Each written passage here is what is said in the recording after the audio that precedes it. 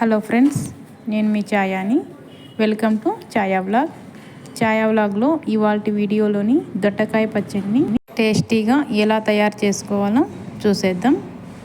ఈ పచ్చడిని 3 to 4 days పాటు స్టోర్ కూడా చేసుకోవచ్చండి. ఈ పచ్చడిని రైస్లోకి, దోశలోకి, ఇడ్లీలోకి దేనిలోకి తీసుకున్నా చాలా టేస్టీగా ఉంటుంది. ఒక స్టవ్ మీద కడాయి పెట్టుకొని అందులో 2 టేబుల్ స్పూన్ ఆయిల్ యాడ్ చేసుకోండి. ఆయిల్ కొంచెం హీట్ అయిన తర్వాత 1/2 kg దొండకాయలను తీసుకొని ఈ విధంగా చిన్న ముక్కలుగా కట్ చేసుకొని యాడ్ చేసుకోండి. ఇందులోనే మీకు కారానికి తగ్గట్టు పచ్చిమిర్చి కారాన్ని బట్టి 6 లేదా 5 పచ్చిమిర్చిని వేసుకోండి.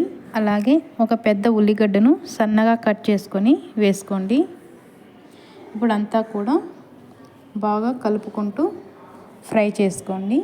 తర్వాత అలాగే ఒక పెద్ద టమోటాని ఈ విధంగా కట్ చేసుకొని వేసుకోండి.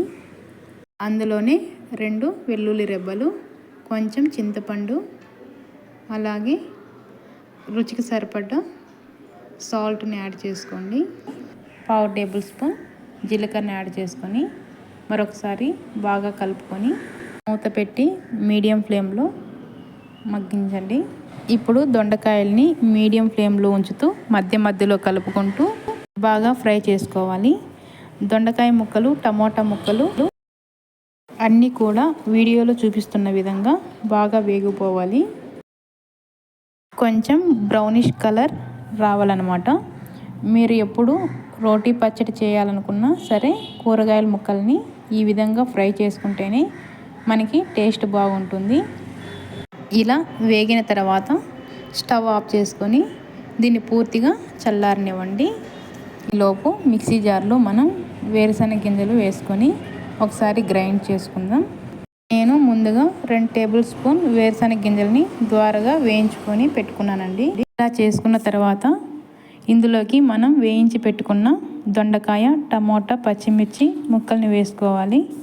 ముందే అన్నీ కలిపి వేసేస్తే సరిగ్గా నలగవు కాబట్టి ఫస్ట్ ముందు అవి బ్లెండ్ చేసుకున్న తర్వాత ఈ ముక్కల్ని వేసుకోవాలి. కొంచెం కోర్సుగా బ్లెండ్ చేసుకోండి. మీరు రోట్లో దంచుకోవాలనుకునే వాళ్ళు ముందు వేరుశనగ గింజలు దంచుకొని ఆ తర్వాత కూరగాయ ముక్కల్ని కూడా వేసుకొని దంచుకోవాలి. లేదంటే మీరు మిక్సీ జార్లో కూడా ఈ విధంగా కోర్సుగా బ్లెండ్ చేసుకొని పెట్టుకోవచ్చు. ఇప్పుడు పోపు పెట్టుకుందాం.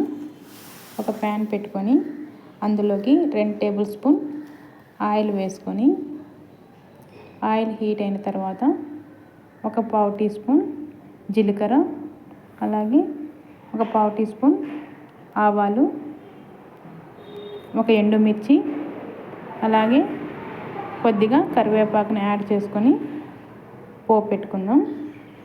ఇప్పుడు ఈ పోపుని దొండకాయ పచ్చడిలోకి యాడ్ చేసుకోండి. ఇలా తయారు చేసుకున్న దొండకాయ పచ్చడిని ఫ్రిడ్జ్లో స్టోర్ చేసుకుంటే 3 లేదా 4 రోజుల పాటు ఫ్రెష్గా ఉంటుందండి. ఎప్పుడు కావాలంటే అప్పుడు తీసుకొని సర్వ్ చేసుకోవచ్చు. మీరు కూడా ఈ పచ్చడిని తప్పకుండా ఇంట్లో ట్రై చేసి ఎలా వచ్చిందో నాకు కామెంట్ చేయండి. ఈ వీడియో నచ్చితే లైక్ చేయండి, షేర్ చేయండి, సబ్స్క్రైబ్ చేయండి. Thanks for watching.